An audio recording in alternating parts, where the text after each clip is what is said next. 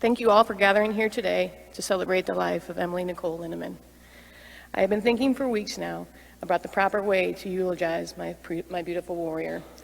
A self-nominated, yet semi-daunting task. However, not one I would back down from, as she has provided me with all the material.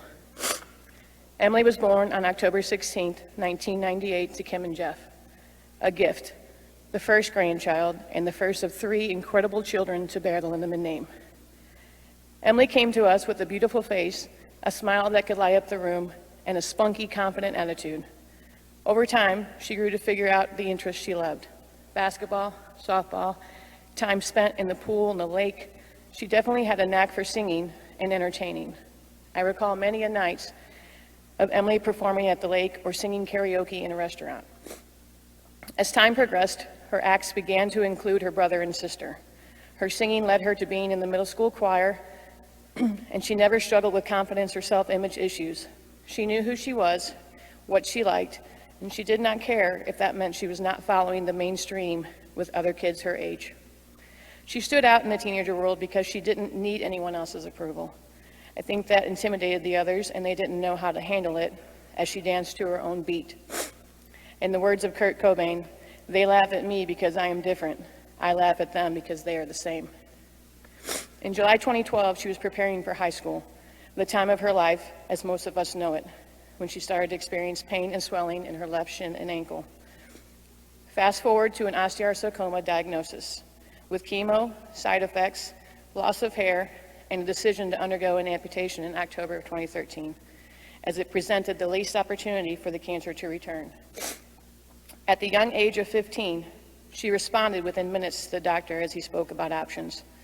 "Take it," she said. Along the road of osteo, Emily and the family encountered many negative experiences as a result of the treatment protocol, along with a roller coaster of emotions that come with fighting the unknown in the battle of your life. With the support of many, Emily and the family endured and found a way to thrive throughout hospital stays and treatments in St. Louis and Houston.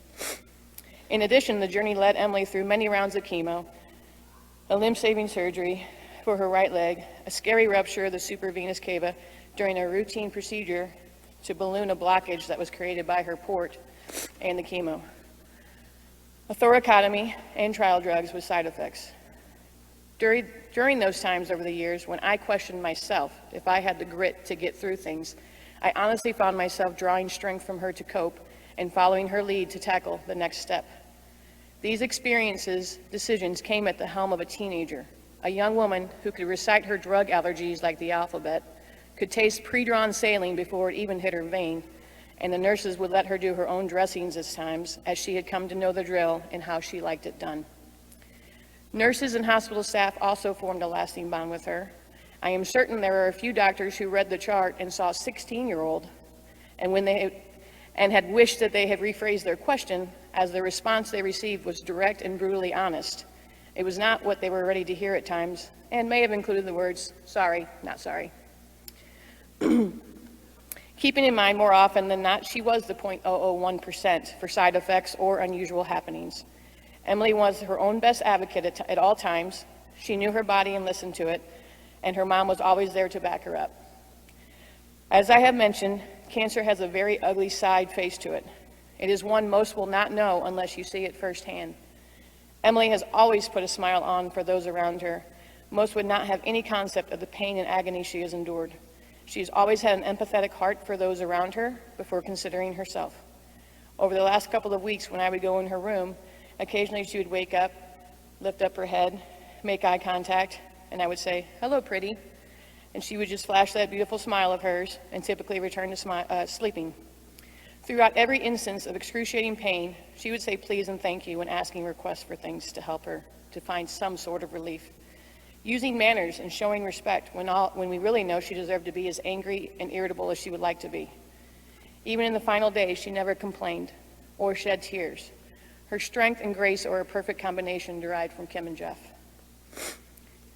We have also met some very wonderful people and had experience to last a lifetime as a result of Emily's diagnosis. She was able to see and hang out with Of Mice and Men through the Make-A-Wish program.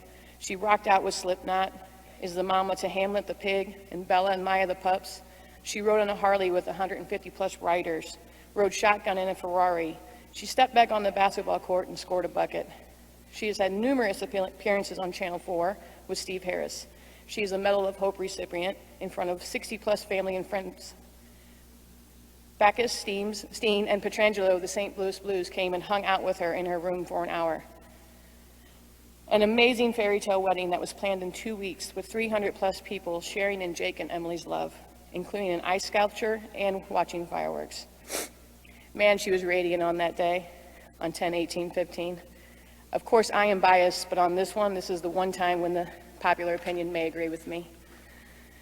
Those in attendance could not help but be swept away by the love and energy that evening. She stood with Jake and danced to their song, I'll Follow You Down by Shinedown, an act of sheer will and determination and a testament to their love. Their story landed in multiple states, local news, CNN.com, 17.com. She had a Halloween party with Cavo in her backyard and a 2015 Challenger in her front yard. The symbolism of a thank you to her mother for the selfless love in this battle they have all fought, in combination with the efforts of new friends from Houston, where her story is well known also. The officers who came that evening as a result of a noise call actually asked to go downstairs and meet her. And in leaving no bow untied, she presented her husband Jake with his wedding present, a Harley fat boy, to thank him for being the upstanding man he is to her, loving her unconditionally and never wavering in his admiration and dedication to her.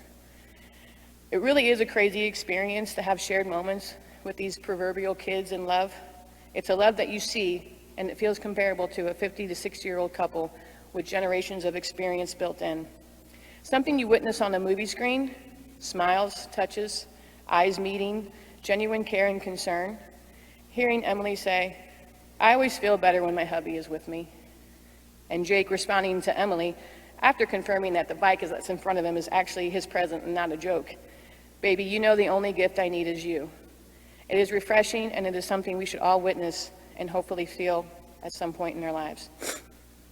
These events were sparked by Emily's story, her being, her smile, her heart, Kim, Brendan, and Brianna's character, their adversity, warmth, and good hearts. People met her and felt compelled to do all they could do to help her attain as much life in those minutes and days that God had given her. People worked endlessly to bring not only an event together, but each event had to be that of the highest rank possible, as it was only fair that she deserved it to make it a memory. Her kindness and smile were contagious, and folks were ready and willing to step up and do whatever they could to help. People from different races, colors, backgrounds, united. It was never about a monetary amount or what was contributed. All was done for the common cause and made a difference. I honestly think Emily could get the Roadrunner and Coyote Ugly to work together to achieve a good deed, or possibly hook up oil and water to make a nice combination. I have learned a lot from Emily. I've also heard it reverberated from folks as we have gathered or read the sentiment on Facebook. It's an odd and altogether wonderful feeling knowing the impact Emily and the Linnemans have made. This situation has challenged and changed us all.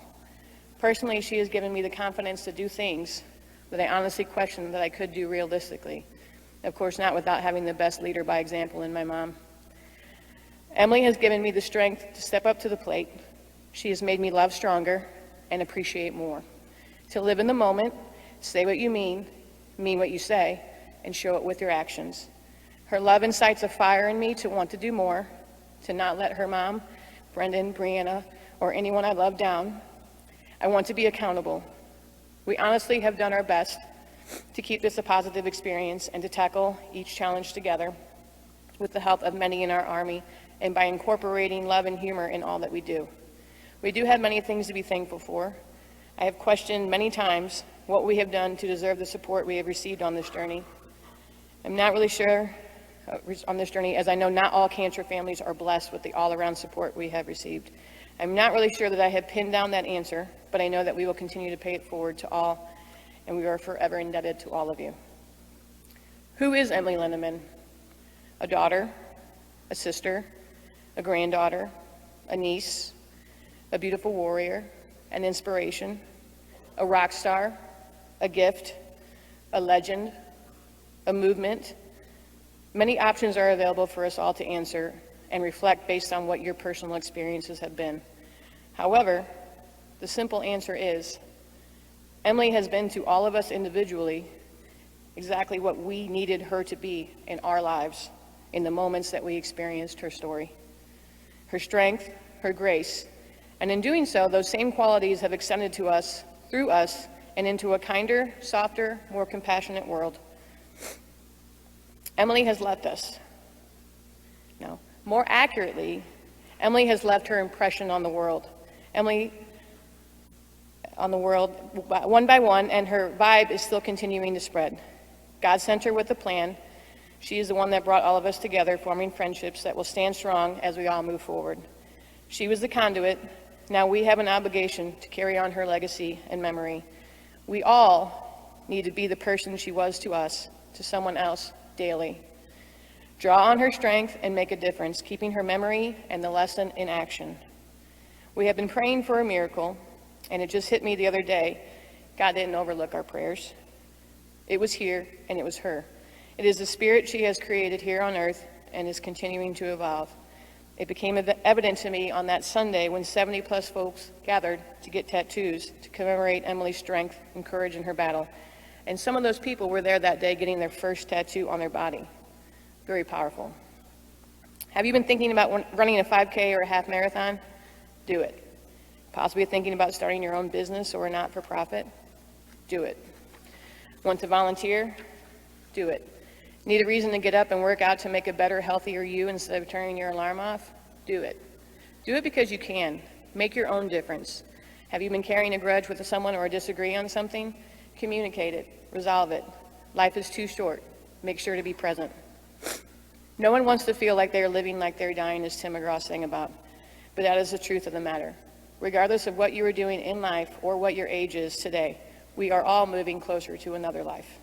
Take the steps to live like a Linneman and embrace each day and its challenges with an open heart, an open mind, and an outstretched hand. Thank you, Emily. Cancer didn't win. Your body was not strong enough to endure your will to live. Love you, Infinity Google. You win. Fist up for Emily.